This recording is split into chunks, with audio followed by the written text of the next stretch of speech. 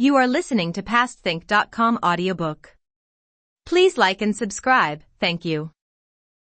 Chapter 10. Ma Ting rises up to defend the emperor. Cao Cao in fury prepares to attack those he believes murdered his family.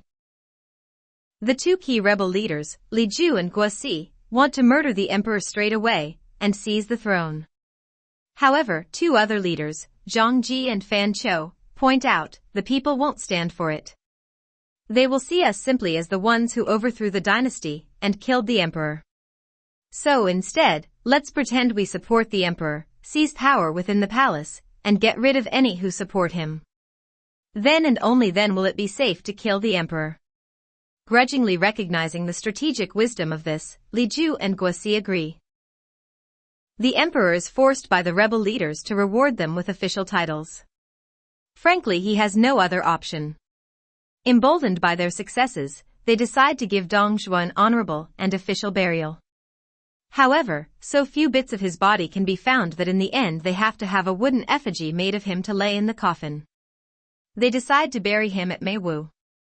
Choosing an auspicious day, they begin to perform the imperial burial rituals.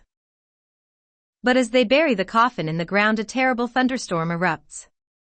So torrential is the downpour that it floods the site, causing the coffin to float out of the ground on a surge of water.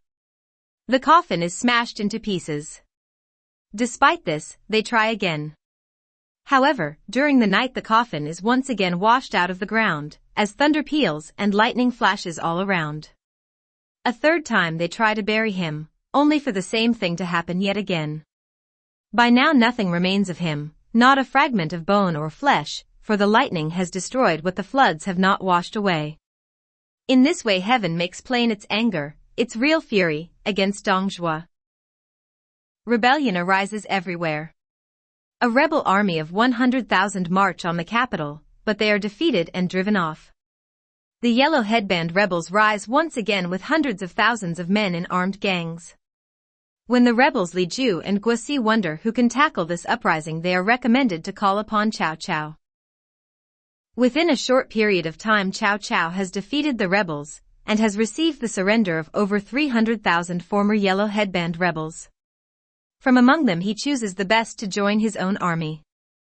Basing himself in Yanzhou, away from the capital, he in effect builds up his own court, drawing into his service many wise and worthy individuals.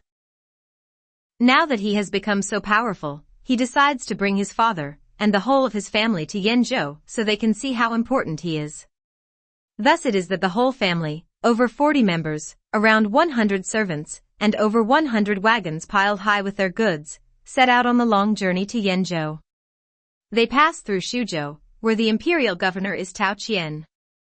He is a genuinely good man, who meets them as they enter his territory, and hosts them in the city.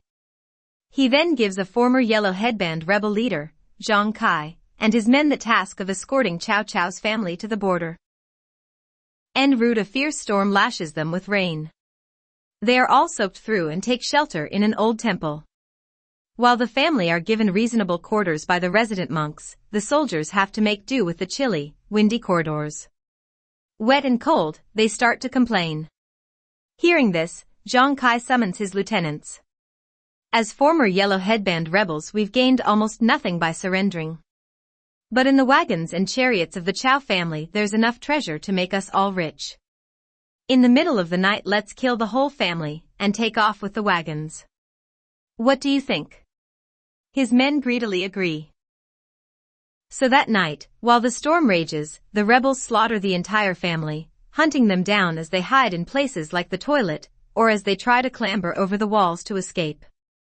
Not a single one of them survives. Then the treacherous rebels burn the temple down and flee to Huainan. When Cao Cao hears the terrible news he collapses, weeping.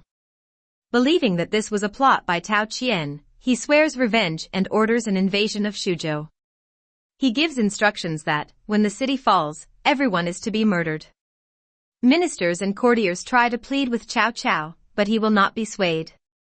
Blinded by anger and hatred, he presses ahead with the invasion. Soon the province is terrorized by his soldiers' brutal massacres. Not even the graves of the dead are respected, but are looted, and bodies desecrated. Tao Qian rides out at the head of his army to meet Cao Cao's vast horde. He tries desperately to reason with Cao Cao, pointing out that they were both betrayed by Zhang Kai, but Cao Cao is deaf to his pleas. Returning to the city, Tao Qian speaks with his advisors and declares that, as it is his fault this invasion has occurred, he will offer himself up to Cao Cao to try to stop any more violence. But someone comes forward and says that the city is well defended. I have a plan, says this man, which will mean Cao Cao will die somewhere where not even he can have a decent burial. Who is this man and what is his plan? We will find out.